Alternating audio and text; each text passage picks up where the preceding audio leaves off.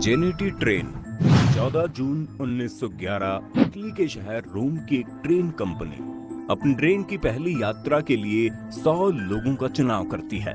क्योंकि ये ट्रेन का पहला ट्रायल था, इसलिए कंपनी अपने प्रचार के लिए और अपने मुफ्त में एक खूबसूरत ट्रेन के सफर का आनंद दिलाने के लिए ट्रेन में उन सबके खाने पीने की चीजों का इंतजाम भी करती है। साथ ही उन सारे यात्रियों की वापसी का भी पूरा इंतजाम किया जाता है। उन यात्रियों के लिए 6 स्टाफ भी ट्रेन में भेजे जाते हैं, जिनका काम होता है कि वो 3 डब्बों वाली नई जेनेटी ट्रेन के एक एक यात्री का ध्यान रखते हुए उन्हें खाने पीने की चीजें प्रोवाइड करवाते रहें। इस तरह ट्रेन में कुल 106 लोग मौजूद होते हैं। जैसे ही ट्रेन में सब लोग बैठ जाते हैं और ट्रेन को स्टेशन से ग्रीन सिग्नल मिलता है, तो ढेर सारे धुएं के साथ ही ट्रेन का इंजन अपने साथ लगे तीनों डिब्बों को खींचना शुरू कर देता है। जल्दी ट्रेन अपनी रफ्तार पकड़ लेती है। इटली के खूबसूरत रास्तों से गुजरते हुए ट्रेन लोगों को सफर का एक खूबसूरत अनुभव कराते हुए चल रही थी। सारे यात्री खिड़कियों से झांकते हुए आसपास की खूबसूरती को देखते हुए ट्रेन की सुविधाओं का लाभ भी उठा रहे थे। सब कुछ निर्धारित तरीके से चल रहा था। ट्रेन सही समय से चल रही होती है। आसपास के इलाके के लोग भी इस ट्रेन को अपने इलाके से गुजरते हुए देखते हैं। लेकिन तभी उन 106 लोगों के साथ कुछ ऐसा होता है जिससे आज 110 साल बाद भी इटली के लोग हैरान हैं। ट्रेन अपनी रफ्तार से लास्ट स्टॉप के लिए आगे बढ़ ही रही होती है कि रास्ते में लोम्बार्डी टनल आती है। ये टनल करीब 1 किलोमीटर लंबी होती है और यहीं इस टनल के आने से पूरी कहानी की खूबसूरत तस्वीर में डर और हैरानी का काला रंग भर जाता है।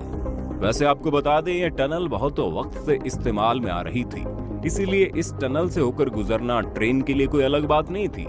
इसी कन्वेंशनल रास्ते पर ट्रेन पूरे शान से टनल में एंटर करती है। लेकिन दोस्तों, अब अपने कान खोलकर सुनना कि ट्रेन टनल के एक सिरे पर एंटर तो होती है, लेकिन टनल के दूसरे सिरे से बाहर नहीं आती और यहीं पर पूरे इटली के होश उड़ जाते हैं। करीब 1 दिन का समय निकल गया और 106 यात्रियों को लिए हुए 3 डब्बे वाली एक जेनेटी ट्रेन अभी भी लापता है। कंपनी के लोग अपनी जानकारी के हिसाब से ये बता रहे होते हैं कि उनके पास ट्रेन की आखिरी लोकेशन लोम्बार्डी टनल ही है। इसके बाद उनके पास उस ट्रेन के बारे में कोई जानकारी नहीं है और यहीं पर मामला राष्ट्रीय अखबारों और देश की सरकार तक पहुंचना शुरू हो जाता है। लोगों को हैरानी सिर्फ इस बात की होती है कि महज 1 किलोमीटर लंबी सुरंग में इतनी बड़ी ट्रेन आखिर कहां गायब हो गई, जो वो सुरंग से बाहर निकल ही नहीं पाई। कंपनी के लोगों के तर्क सुनकर अखबार वाले हंस रहे हैं। कंपनी को लगता है कि सुरंग में जरूर ऐसा कोई बड़ा गड्ढा होगा जिसमें ट्रेन गिर गई होगी। इसलिए कंपनी अपने कुछ एक्सपर्ट्स को सुरंग की जांच करने के लिए भेजती है। एक्सपर्ट्स भी डरे डरे से सुरंग में एंटर करते हैं, क्योंकि सुरंग ने लोगों के भीतर एक खौफ तो भर ही दिया था। एक्सपर्ट्स की टीम पूरे टनल की काफी बारीकी से जांच करती है, लेकिन ना उन्हें उस टनल में कोई बड़ा गड्ढा मिलता है, न इस ट्रेन से जुड़ी कोई भी चीज हासिल होती है। इसी प्रयास के साथ ही ट्रेन को खोज पाने और उसमें सवार 106 यात्रियों के वापस आने की संभावनाएं भी खत्म होने लगती है। देश की सरकार और कंपनी की बहुत बेइज्जती हो जाती है, लेकिन सरकार ये कंपनी को कुछ भी नहीं कर पाता है। अब ट्रेन लापता का पोस्टर बनवाने का समय आ चुका था। सोचिए, आप कहीं कोई ऐसा पोस्टर पढ़ें, आपको कैसा लगेगा? खैर, आगे बढ़ते हैं। अब इस ट्रेन की कहानी से नई और रोचक कहानियां निकलनी शुरू होने लगती हैं। ट्रेन के लापता होने के कुछ ही दिनों बाद मैक्सिको के रहने वाले 2 युवक इस बात का दावा करते हैं कि वो दोनों जेनेटी ट्रेन की उस यात्रा का हिस्सा थे। अपनी बात के पक्ष में वो ये बताते हैं कि वो दोनों ट्रेन के सुरंग में दाखिल होने से पहले ही ट्रेन से कूद गए थे, और जब उनसे पूछा गया आप लोग क्यों कूदे थे, तो उन्होंने जो बताया वो काफी हैरान करने वाला था। उनका दावा था कि ट्रेन के टनल में एंटर करने से पहले ही ट्रेन में घना काला सफेद धुआं भरने लगा था और साथ ही अजीब सी आवाजें भी सुनाई देने लगी थी, जिससे कि पूरी ट्रेन में दहशत फैल गई। चूंकि ड्राइवर ने टनल में घुसने से पहले ट्रेन की रफ्तार धीमी कर दी थी, इसलिए वो दोनों उस ट्रेन से कूद गए। लेकिन कूदने के दौरान उन्हें काफी चोटें भी आई और वे वहीं बेहोश पड़े रहे, जिस वजह से उन्हें इस बारे में कुछ भी पता नहीं चला कि ट्रेन के साथ आखिर हुआ क्या था। उन लोगों ने लगातार बातचीत और जांच पड़ताल के दौरान कुछ ऐसा हासिल नहीं किया जिससे कि उनकी बातों को सच माना जा सके, क्योंकि उन दोनों की ही मानसिक स्थिति ठीक नहीं थी। लेकिन इसके कुछ ही दिनों बाद एक और ऐसा दावा सामने आया जिसने लोगों को फिर से सोचने पर मजबूर कर दिया। ये दावा था मैक्सिको के एक डॉक्टर का, जिसने बताया इस हादसे के अगले दिन उनके यहाँ पर कुल 104 लोग इलाज करवाने आए थे, जिनमें सारे के सारे मानसिक रूप से बीमार थे।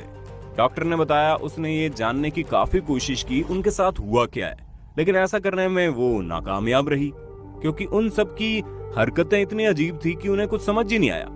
इस दावे पर इटली भरोसा नहीं कर पा रहा था, लेकिन जैसा कि डॉक्टर ने कहा था कि कुल 104 लोग थे, जिनमें से अगर पहले दावा करने वाले दोनों लोगों को जोड़ दिया जाए तो ये संख्या कुल यात्रियों की संख्या यानी 106 के बराबर हो रही थी। लेकिन अंत में इस दावे से कुछ भी हासिल नहीं हुआ। समय के साथ लोग इस ट्रेन हादसे को भूलने लगे थे और सारी जांच एजेंसियों ने भी खुद को समेटना शुरू कर दिया, और इसी के साथ ही हादसा एक गहरा राज बनकर ही रह गया। लेकिन बाद में इस ट्रेन से जुड़ी कुछ ऐसी बातें सामने आई जिसने हैरानी का लेवल और बढ़ा दिया था।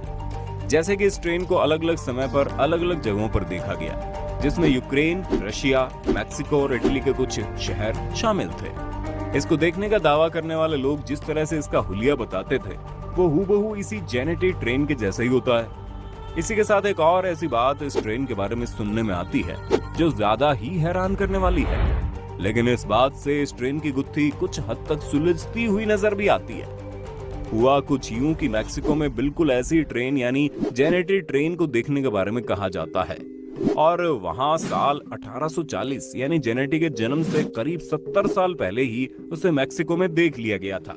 अब आपको लगेगा कैसे ये दावा चीजें साफ करता हुआ नजर आ रहा है, तो बात कुछ यूं है भाई साहब कि मैक्सिको के इस दावे के बाद एक्सपर्ट्स ने वही सोचा जो सोचना चाहिए था। उन्होंने ये बात कही शायद इस टनल में घुसते ही ट्रेन स्थान यात्रा को छोड़कर समय यात्रा पर निकल गई। इसी वजह से उसका कुछ पता नहीं चला और वो टनल के बाहर कभी निकली ही नहीं। और ये कारण था कि इस ट्रेन को 1840 में मैक्सिको में देखा गया, क्योंकि मुमकिन है कि वो टाइम ट्रेवल करके पास्ट में चली गई हो। आपको क्या लगता है आखिर इस ट्रेन के साथ क्या हुआ होगा? क्या सच में वो ट्रेन टाइम ट्रेवल का शिकार हो गई?